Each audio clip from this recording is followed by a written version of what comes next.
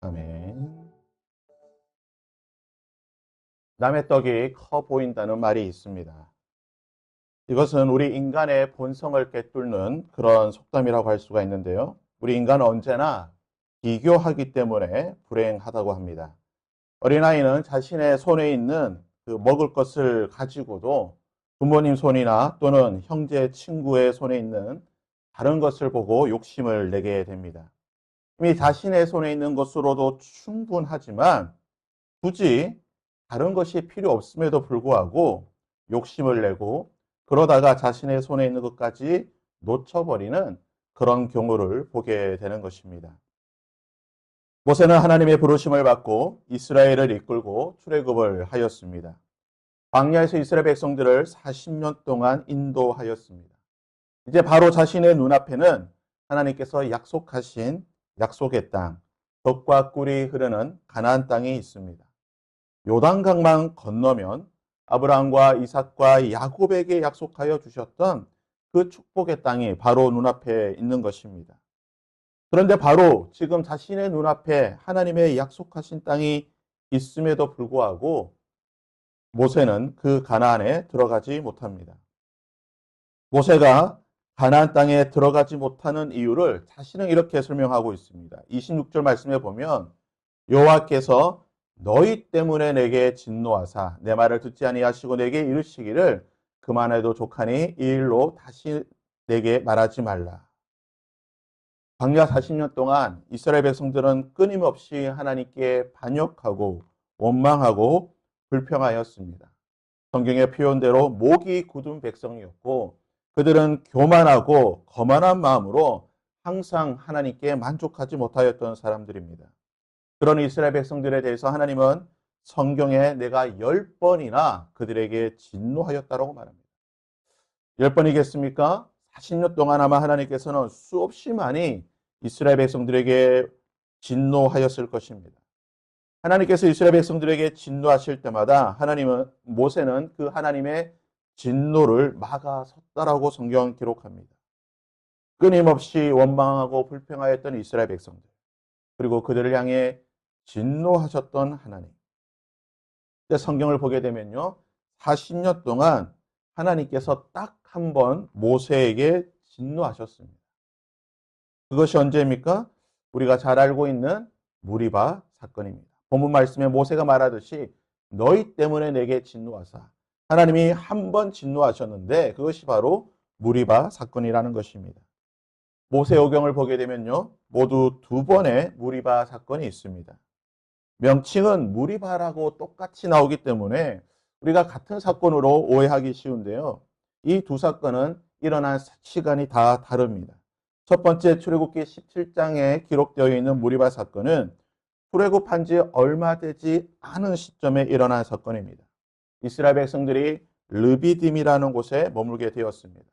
애굽에서 나올 때 가지고 나왔던 그 물이 다 떨어지게 되자 이스라엘은 하나님을 향해 원망하고 불평하게 됩니다. 그런 이스라엘 백성들을 향하여서 하나님은 마라의 쓴물, 마라에서 마시지 못하였던 그 쓴물을 단물로 바꾸어 주시는 기적을 행해 주시게 됩니다. 그 이후 이스라엘 백성들을 엘림이라는 곳으로 인도하시게 되고 그곳에서 풍성한 물을 허락해 주셨습니다. 하지만 이스라엘 백성들이 이곳에서 많은 물을 마시고 그 물을 보충하고 난 뒤에 르비딤이라는 곳으로 가게 되자 다시 물이 떨어지게 되고 하나님을 원망하게 됩니다. 그러자 하나님께서는 원망과 불평 중인 이스라엘 백성들에게 모세를 통하여 이렇게 말씀하십니다. 내가 호렙산에 있는 그 반석이 거기서 내 앞에 서리니 너는 그 반석을 치라. 그곳에서 물이 나오리니 백성이 마시리라. 하나님께서는 모세에게 반석을 향하여 지팡이로 치라고 말씀하셨고 모세는 하나님의 말씀대로 그대로 행하자 반석에서 물이 나와서 이스라엘 백성들이 마시게 되었습니다. 이것이 바로 첫 번째 무리바 사건입니다. 이후 40년의 시간이 지났습니다. 이스라엘 백성들은 이제 가데스라는 곳에 머물게 됩니다. 이곳은 광야이고 이스라엘 백성들이 주로 거주하였던 곳인데 이곳에서 40년 동안 머물면서 이스라엘 백성들은 큰 문제 없이 지내게 됩니다. 먹고 마시는 문제에 있어서 하나님께서 공급해 주시는 은혜로 큰 문제 없이 지내다가 어느 시점에 이르게 되자 다시 물이 없게 됩니다.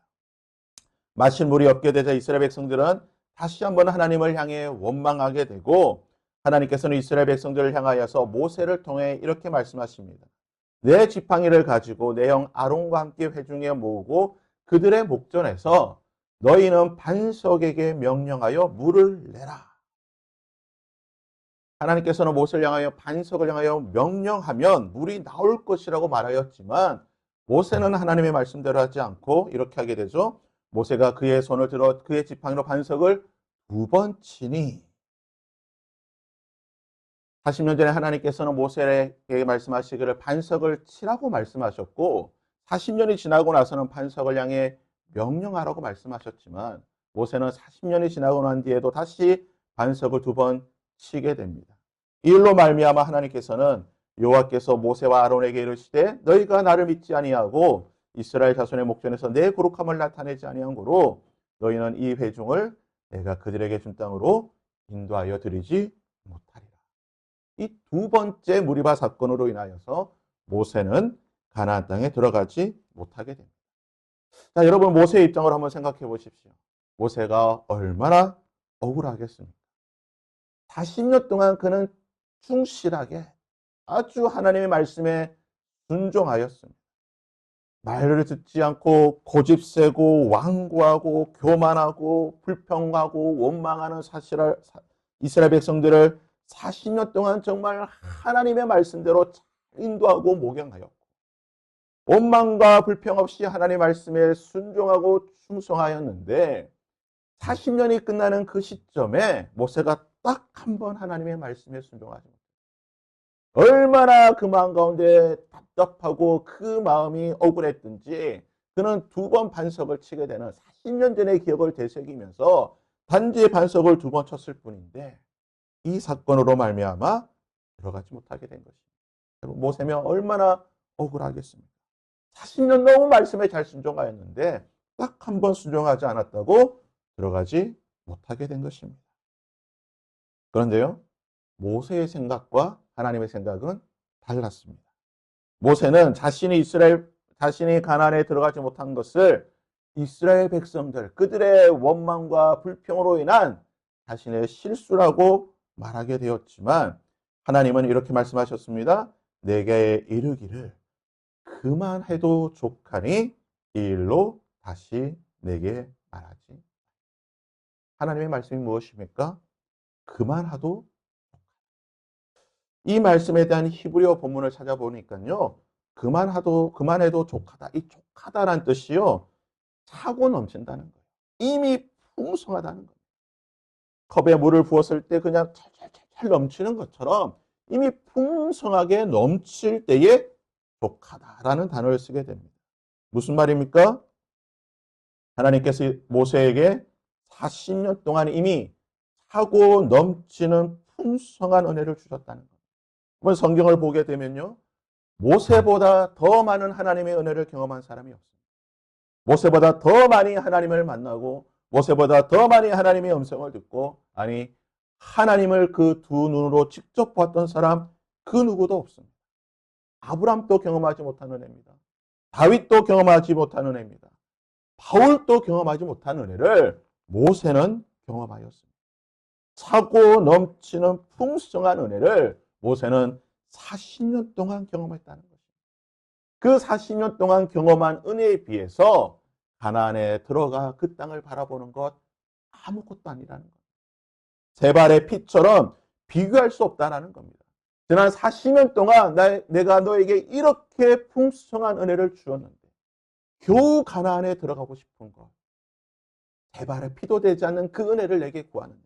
이미 너에게 풍성한 것을 주었고 넘치는 것을 주었고 내가 감당할 수 없을 만큼의 감사의 제목을 주었는데 가나안에 들어가고 싶은 것 그거 하나 가지고 나에게 이렇게 요구하느냐. 그만해도 족하니 너에게 있는 그 은혜가 이미 풍성하고 넘치니 그것으로 인해 감사하고 하나님을 찬양하라는 것입니다. 사랑하는 여러분, 성경은 우리에게 말하기를 욕심이 잉태하여 죄를 낳고 죄가 장성하여 사망에 이른다고 말하고 있습니다. 모든 죄의 근원은 욕심이라고 말하는 것입니다. 욕심은 만족함이 없을 때, 그리고 비교할 때에 생기는 것입니다. 하나님 우리에게 말씀하십니다.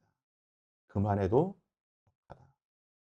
오늘 나에게 주실 은혜가 충분하다는 것입니다. 오늘 하루 내가 살아갈 그 은혜를 이미 하나님께서는 준비해 주셨고 그것이 내 삶에 좋다는 것입니다. 그러기에 우리는 오늘 이 아침에 하나님께 이렇게 기도하기로 합니다. 하나님, 오늘 예비해 주신 은혜를 나에게 허락하여 주시고 그 은혜에 감사하게 하여 주시옵소서. 만족할 마음을 주시옵소서. 그만해도 족하니 이미 나에게 주신 그 은혜가 풍성하니 오늘 하루 나에게 주실 그 은혜로 감사하며 만족하며 찬양하는 나의 삶이 되게 하여 주시옵소서. 우리가 이 시간 그러한 마음으로 하나님께 기도하며 찬양하며 나가기를 원합니다.